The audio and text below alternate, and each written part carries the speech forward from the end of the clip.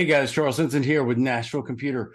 Today I'm going to bring you a special guest, Rusty Goodwin. He's actually my insurance broker, and I wanted to talk to him just a little bit and have him explain to everyone what to look for in an insurance policy. There's four pieces that you really need to be looking at. What we're seeing is a lot of companies out there are having incidents inside their computer networks and then realizing that the insurance companies won't pay that claim because the company did a check mark on the insurance form, but the insurance companies are looking at it going, did you really have two-factor authentication? Did you really have this backup in place? Did you really have this software tool? So Rusty, let's talk about insurance coverage for businesses. All right, Charles. So what you have in an insurance contract, there are different pieces to it, and there's really four pieces. The first piece is the declarations page. And no matter who you talk to, almost everybody's going to know what that is. That's the page that says how much the premium is, when the policy starts, when it ends, who the named insureds are, who the insurance company is, all that basic information. It's almost like your receipt when you buy your meal at the restaurant. This is what you bought. Another section is called the insuring agreements. And the insuring agreements are all the promises that the insurance carrier is making to the person who's purchased the policy or who signed that contract. And that will say, we'll pay out this much in the event of this and this and this claim. This is how long we'll take to pay. These are the things that we promise to do. We'll defend you in court. We'll, if you're talking auto insurance, we'll repair your car. Whatever promises the insurance company has made, those are going to be listed in the insuring agreements. The next section is called the conditions. And the conditions are what all your clients should really read, because that lists all the promises that your client or you are making back to the insurance company. And the application they fill out becomes part of this contract. So if in the application or in the conditions, it says you will have multi-factor authentication, or you will do simulated phishing training, or you will do cybersecurity awareness training, or you'll have endpoint protection, or all these other things that come up on the application, those are now conditions that your client or you have to meet for that contract to be valid. And then, of course, another section that everybody knows about is the exclusions, and that'll be all the things that the insurance company's not going to pay for. And then woven in with the deck pages as well, you'll see any endorsements that are on the page, like terrorism or not, or other things that aren't in that first declarations page.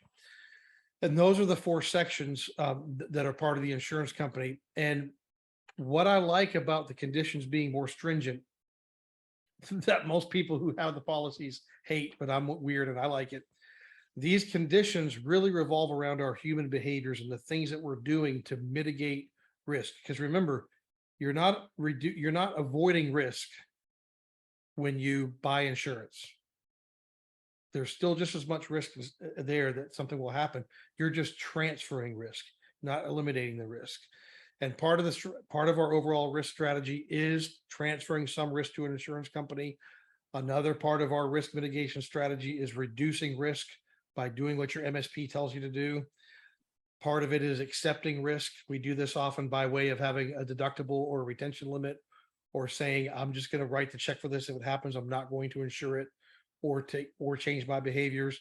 The other thing you can do with risk is avoid it by just not being in business at all. And that's not going to work for any of us. Also, I liked how you said the insurance isn't removing the risk, it's reducing the risk. Like we're shifting the risk. However, it's only if we follow the conditions within the insurance policy itself, setting in that two-factor, having a managed IT company come in and look at things, running those risk assessments, looking at, doing tabletop exercises, things that the company actually wants you to do to be preventative, on-demand training, so on and so forth.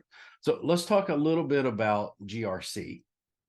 But what the insurance companies are trying to get us to do is to govern ourselves in a way that mitigates this risk. So we've all heard of governance, risk, and compliance. Well, governance is anything that we make ourselves do. So I can be on the highway, the speed limit sign says 70, and I see that it's rainy and foggy, and I decide to go 60. I have governed myself based on the risk that I see in front of me, right? I can go 90 and a state trooper is going to pull me over and through compliance now make me go the speed limit.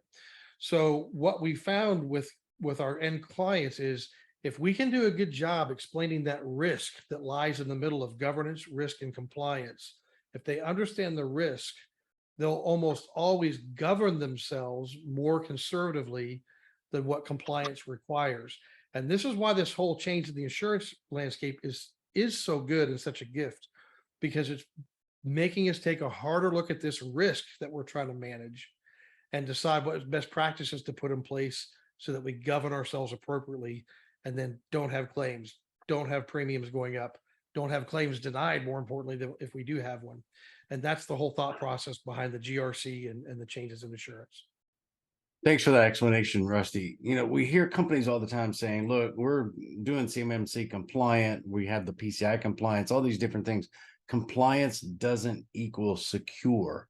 It's got to be a three-legged stool or a three-pronged effort, right, Charles? So you've got security, which is the things that you're doing with clients right now. Hey, I'm putting in these firewalls, these encrypted hard drives. I'm putting in all the tools and software necessary for you to be secure. I'm building a very complicated bank vault door that no one can crack the code.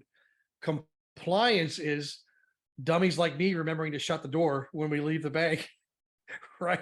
It's not the same thing as security. Compliance is using those tools in the proper way. And then insurance, that third leg of the stool, should be our last resort for financing this risk, right? We're hoping we never have to use it, but just in case it goes to hell in a handbasket, we're able to transfer some of that risk to insurance. So your clients really need all three. They need the security posture that you're encouraging them to take. They need the compliance, or that, more importantly, that governance. I call it compliance as a culture, that culture of compliance and governance that helps them use those tools appropriately. And then as a backstop, in case the pitch goes wild, so to speak, that insurance product in the back, that contract that protects them if things go haywire. So you got to have all three. Thanks, Rusty. I really appreciate you helping not only my MSP, my business, finding what we need to do, have the right coverage and helping us, but also taking time to speak to our clients about this as well. If someone would like to reach out to you, how should they contact you? Our Goodwin at themidstategroup.com, and or they can catch me on LinkedIn, Rusty Goodwin on LinkedIn. All right. Thanks again, Rusty. I really appreciate the time today. Hopefully this was informative for you. You understand what's going on. If you need help with insurance, contact Rusty. You need help with your IT services, FTC safeguards. You want to run a risk assessment on your own business to see what really is there and what your current managed service provider is taking care of or not taking care of for you. Reach out to us, NashvilleComputer.com. Thank you.